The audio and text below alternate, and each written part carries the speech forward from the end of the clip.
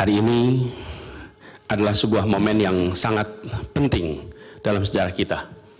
Kami berdiri dengan penuh rasa hormat di depan Mahkamah Konstitusi untuk menyampaikan sebuah situasi yang mendesak dan kritis, serta memerlukan pertimbangan mendalam dan keputusan yang bijaksana.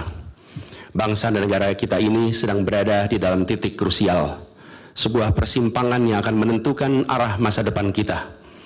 Apakah kita akan melanjutkan perjalanan kita menuju kedewasaan sebagai sebuah negara demokrasi yang matang, ataukah kita akan membiarkan diri tergelincir kembali ke bayang-bayang era sebelum reformasi yang justru kita hendak jauhi. Kita dihadapkan pada pertanyaan-pertanyaan fundamental yang menentukan apakah Republik Indonesia yang kita cintai ini akan menjadi negara yang menghargai dan memperjuangkan konstitusi sebagai pilar tertinggi demokrasi kita atau rule of law. Apakah kita akan mereduksi konstitusi menjadi sekedar alat untuk pelanggengan kekuasaan tanpa pengawasan, rule by law.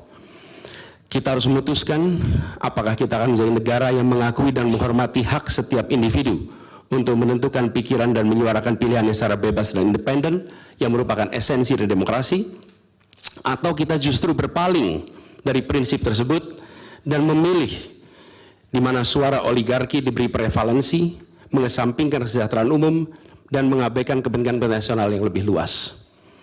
Ini adalah saat di mana kita harus menentukan komitmen kita terhadap nilai-nilai demokrasi, kedaulatan hukum, hak asasi manusia. Ini adalah waktu untuk menunjukkan bahwa Indonesia adalah bangsa yang besar. Bangsa yang besar bukan hanya dalam aspek wilayah, bukan hanya aspek populasi, bukan hanya aspek angka-angka ekonomi, tapi juga bangsa yang besar karena kebijaksanaannya, karena keberaniannya, karena integritasnya di dalam menegakkan demokrasi dan konstitusi.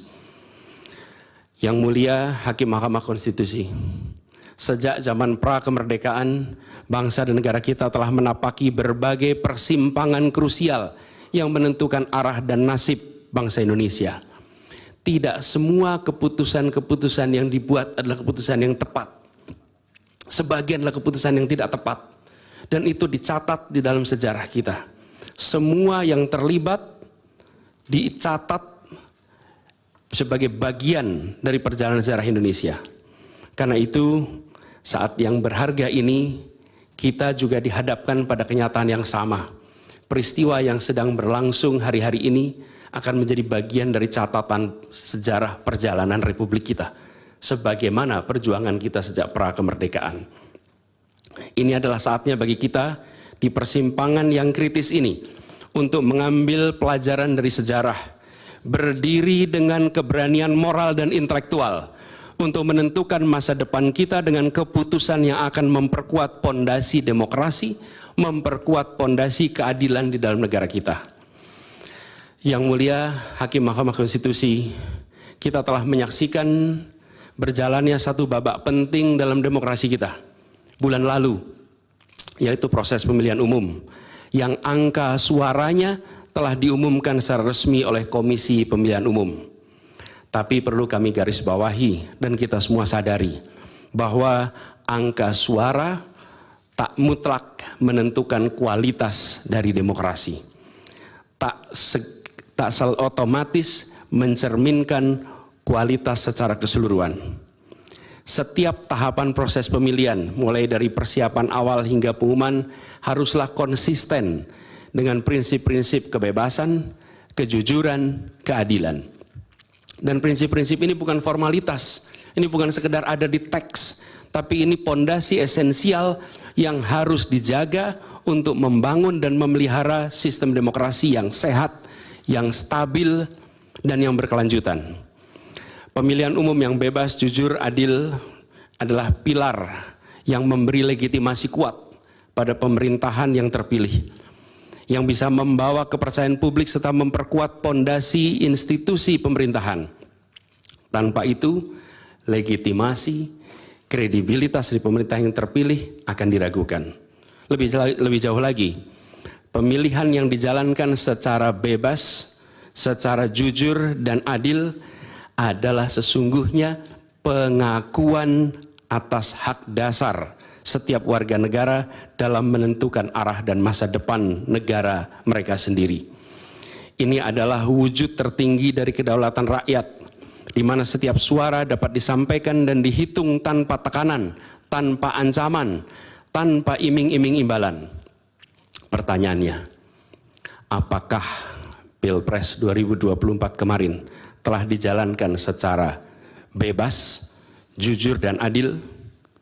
Izinkan kami menyampaikan jawabnya, tidak. Yang terjadilah sebaliknya. Dan ini terpampang secara nyata di hadapan kita semua. Kita menyaksikan dengan keprihatinan mendalam serangkaian penyimpangan yang telah mencoreng integritas proses demokrasi kita. Mulai dari awalnya, independensi yang seharusnya menjadi pilar utama dalam penyelenggaraan pemilu telah tergerus akibat intervensi kekuasaan yang tidak seharusnya terjadi.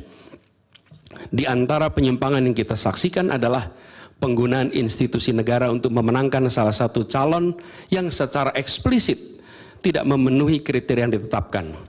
Terdapat pula praktek yang meresahkan, di mana aparat daerah mengalami tekanan, bahkan diberikan imbalan untuk mempengaruhi arah pilihan politik, serta penyalahgunaan bantuan-bantuan dari negara, bantuan sosial yang sejatinya diperuntukkan untuk kesejahteraan rakyat, malah dijadikan sebagai alat transaksional untuk memenangkan salah satu calon.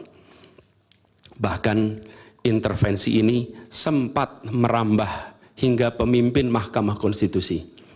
Ketika pemimpin Mahkamah Konstitusi yang seharusnya berperan sebagai jenderal benteng pertahanan terakhir menegakkan prinsip-prinsip demokrasi terancam oleh intervensi, maka pondasi negara kita, pondasi demokrasi kita berada dalam bahaya yang nyata.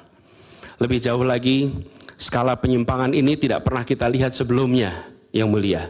Kita pernah menyaksikan penyimpangan seperti ini di skala yang kecil, pilkada, populasi kecil, tapi dalam skala yang amat besar dan lintas sektor baru kali ini kita semua menyaksikan. Karena itulah nanti izinkan kami nanti melalui tim hukum nasional dan Timnas Amin akan menyampaikan seluruh argumen dan bukti-buktinya atas penyimpangan dan pelanggaran kepada Yang Mulia Majelis Hakim Mahkamah Konstitusi ini. Kami, waktunya 2 menit lagi. Yang Mulia Hakim Mahkamah Konstitusi yang kami hormati, kami muliakan. Apa yang kita saksikan ini bukanlah peristiwa biasa. Ini adalah titik klimaks dari sebuah proses yang panjang. Penggerogotan atas demokrasi, di mana praktek-praktek intervensi dan ketaatan pada tata kelola pemerintahan secara pelan-pelan tergerus. Oleh karena itu, Yang Mulia Hakim Mahkamah Konstitusi, di hadapan Yang Mulia, kini terbentang satu momen paling krusial dalam perjalanan demokrasi kita. Di pundak Yang Mulia terpikul tanggung jawab yang amat besar untuk menentukan arah masa depan demokrasi kita. Apakah kita akan melangkah dalam persimpangan jalan ini menjadi sebuah republik dengan rule of law atau rule by law? Demokrasi yang makin matang atau kemunduran yang sulit untuk diluruskan di tahun-tahun ke depan? Bila kita tidak melakukan koreksi saat ini, maka akan menjadi preseden ke depan di setiap pemilihan di berbagai tingkat.